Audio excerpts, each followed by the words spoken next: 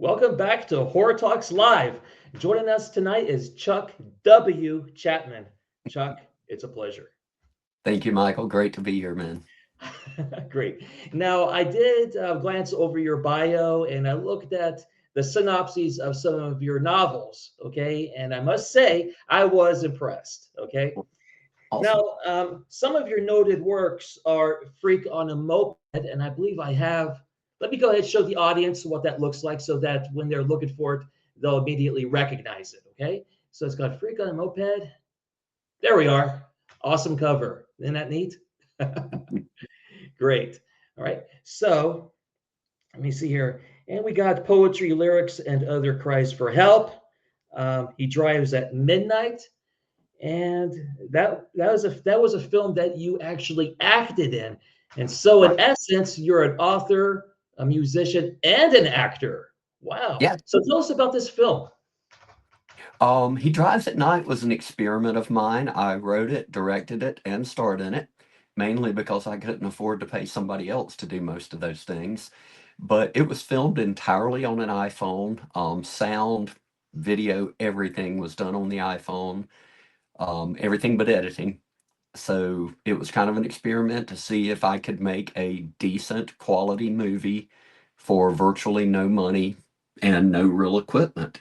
And I think it succeeded. I mean, it's B horror. It's not, it's not a Hollywood production by any means, but it's been on Tubi for about 2 years now. So um, I feel like I accomplished, accomplished what I set out to do with He Drives at Night. Also had a little co-star with Butch Patrick, so that was very cool to have Butch Patrick in the movie. Eddie Mhm. Munster, so very neat to have that. And it's just basically a guy drives around looking for victims. Wow! Wow! Wow! And you know what? A lot of these low budget films, always end up making it really big. And as you were talking, I started to reminisce about John Carpenter's Halloween because I believe he started off at a 50 to $100,000 budget, but when he put it out there, it became a big blockbuster success, Yeah, I started with a $50 to $100 budget. So and I'm sure it worked out. And given the name that you had acting in it, the Munster actor. So that's pretty neat. And where can people find this movie? Is it on Tubi? Is it on Amazon or whatnot? it is on Tubi, or at least as far as I know, it's still on Tubi. It's also on YouTube. It was distributed by Shoreline, so I know it's on their YouTube channel. So Oh, great, great. And once again, it's called He Drives at Midnight. Okay, great. Now, with your music, your influences were Kiss, Cheap Trick, Ramones, the 70s, 80s rock. Now, with 70s, 80s rock comes to my mind, who springs up? Not only the Ramones, but the Sex Pistols, Sid Vicious. And yep. if you ask me, and this is just my opinion, it seems as though that they were the ones responsible for setting the rock scene for the later 80s groups, that we came to enjoy, like the Wasp, and Yeah, the DNR and all that stuff. yeah, there's definitely some punk rock influence in those. And so, I have a lot of that punk influence. I have some of the hair metal influence Right. and the arena rock influence. It's kind of everything. I listen to everything. So my music is kind of a mashup of everything from the Beatles to the Ramones to the Stones to Blink 182, you name it. I mean, anything from like the late 60s through the early 90s, you're probably going to hear a touch of some of it in there. It's perfect. And of course, you're in a band. Let's go ahead and show what the audience. Let's show the audience what your band looks like. And hello, here we are. Yeah. Okay. What is your band called? It's just my name. It's just Chuck W. Chapman. So it's, kind of Chuck W. Chapman Band, but we generally just use my name because it's cheaper to have one website for books, movies, music than it is to have multiples. Okay. And where can the audience find your music? I'm on every streaming platform, so you name it, whatever your favorite streaming platform is, I'm there, whether it be iTunes, Spotify, Apple Music, These are, like I said, whatever you want to find it on is there. So You're just Chuck W Chapman on any of those platforms, you're and you'll everywhere. find me everywhere. All right, that's good. That's what we want, you know. Now, your music is described as high energy. Okay, that's like a hybrid rock and roll, and you're writing as rock and roll macabre. Now, how do you blend the intensity of your music with the darker themes of your literature? Really, my music's not extremely dark. Some of the lyrics are, I've struggled with depression for years, so a lot of you have some of that in there, but I write of the human condition more than anything. So whether it be love or heartbreak or triumph or struggle, I try to write of the human condition musically so that it can be relatable.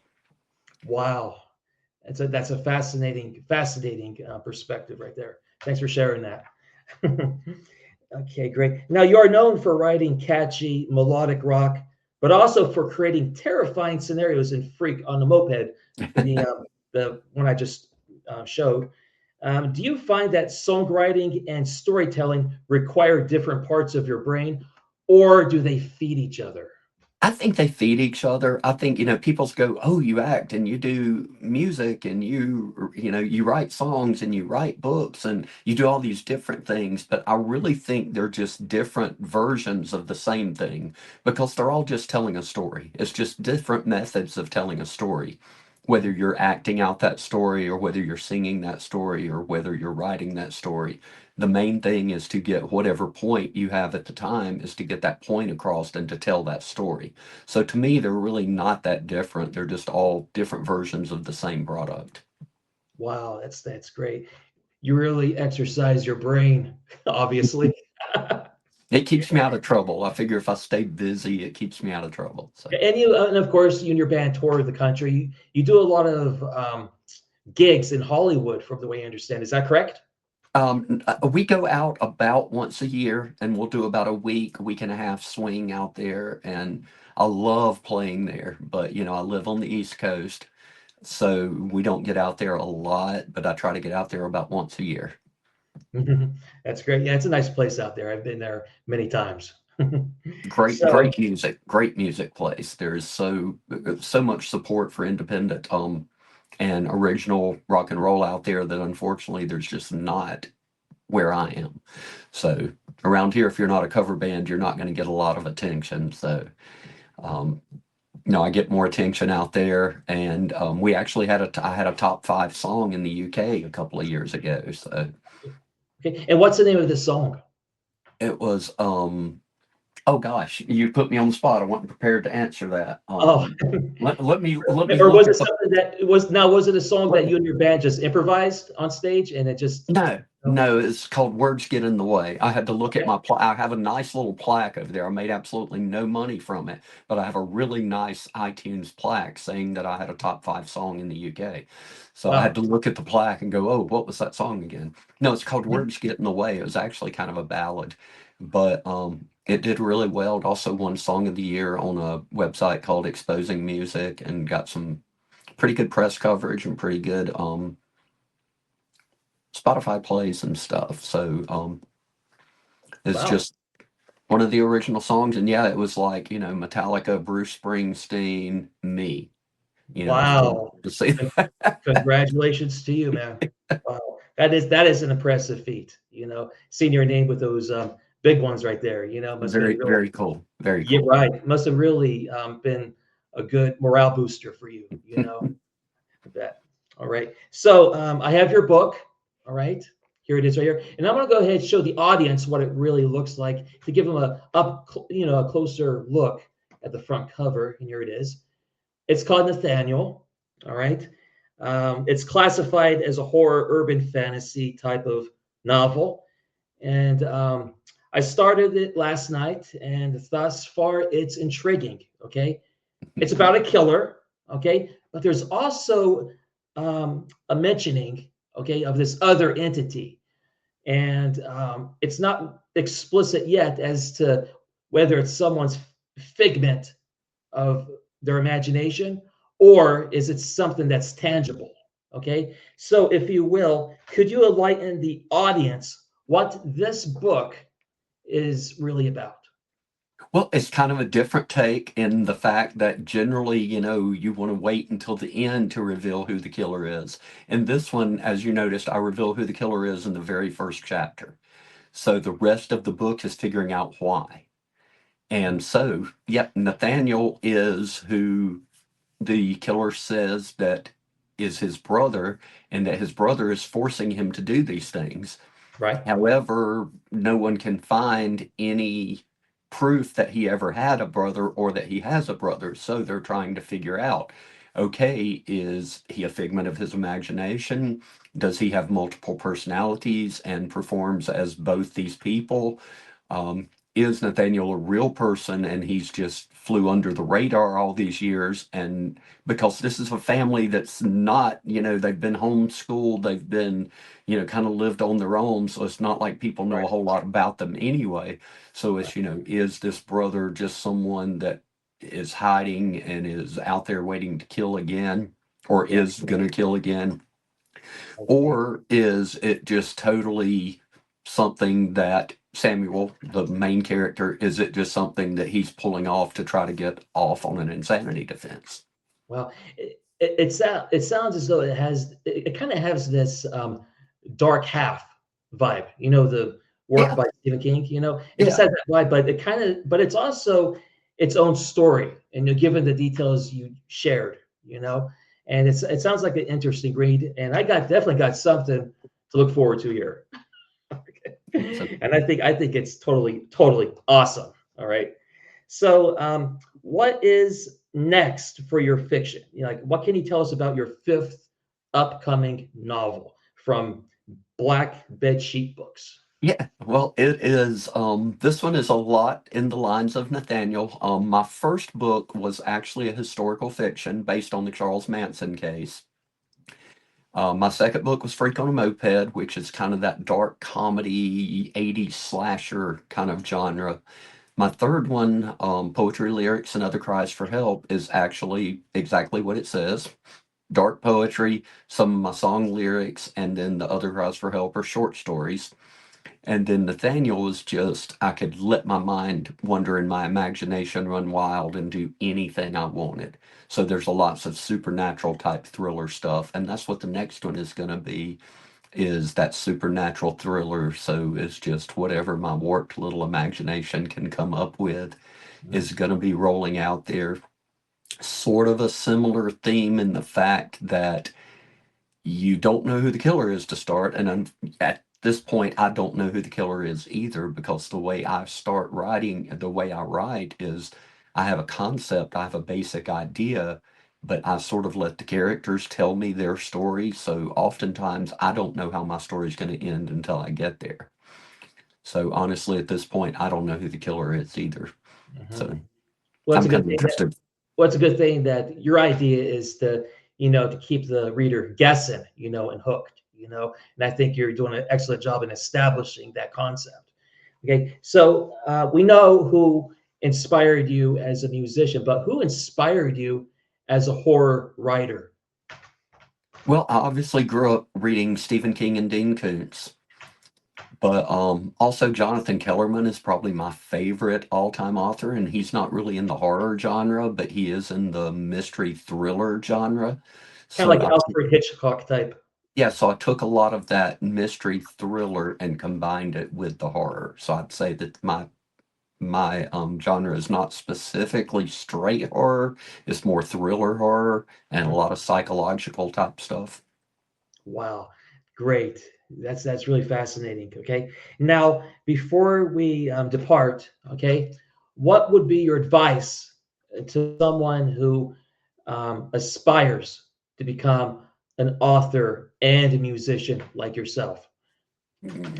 Get a college education and don't quit your real job. No, just follow your dreams, but really have a backup plan, because unfortunately there is not a ton of money in any kind of indie artistry. You got to really work to put yourself out there, whether it be going to horror cons like where you and I met, or Comic Cons where I'm going in a couple of weeks, or just, doing podcasts, it's a lot of work and it's a lot of legwork. And there's unfortunately not a lot of reward at the lowest level. So the reward really is in the accomplishment itself. And in the fact that, you have people that do want to read your product, and you have people that, like in the case of Black Bed Sheet, I have someone that it believes in my product enough that they put money behind it and they put it out, they publish it. So, at least I don't have that big investment. But the main thing is, like I said, just kind of if believe in what you do, but also be open to take criticism from people you trust. Like I always let my wife read my work before I put it out at all. And I go, okay, did this make sense? Do you like this character? Do you not like this character? Do you care about this character? Because if it's like, she's like, I don't really care about that character, then I need to go back and rewrite and make that character interesting. Because honestly, who cares if this character dies if no one cared, if you have nothing invested in them, so I definitely, recommend letting at least one and more like two or three people that you trust read whatever you put out there or listen to if it's a song, and be open to the fact that people go, yeah, I like this but I don't like this, or wow, that's really good, or you know yeah, that's not so great, you can do better. Because if you get somebody that's going to tell you all the time how great you are, chances are you're not, and you're never going to get any better. But if you have people out there who you trust that will tell you, oh, I like this character, but I need to know more about them, or, he's not very likable. And that may be what you're looking for. If you're looking for he's not very likable and that's what you get, boom, success.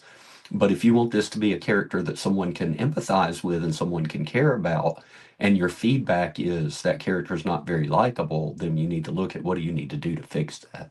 Mhm. I get. I suppose the whole idea is when you establish that character, the protagonist, is to help get the audience attached to him. You know, Right. and as soon as that attachment is established between the character and the audience, I think the rest of the book will do well from that point forward. Yeah. So, all right, great. Is there anything else you'd like to share with us before we depart? Just check me out. Chuck W Chapman is all my socials. So everything is at Chuck W Chapman.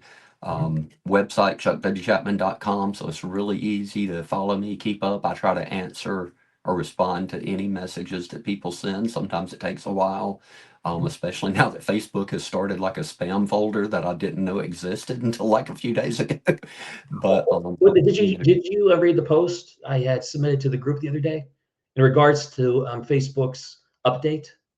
They made some yes, drastic changes, right?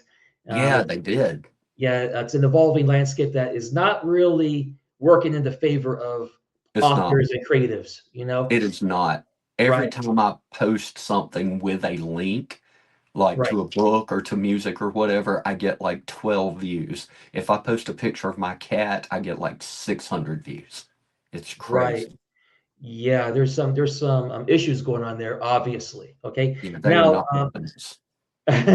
so I meant to point this out to the audience. So with this book, Nathaniel, the one I'm currently reading, where can where can people find this book?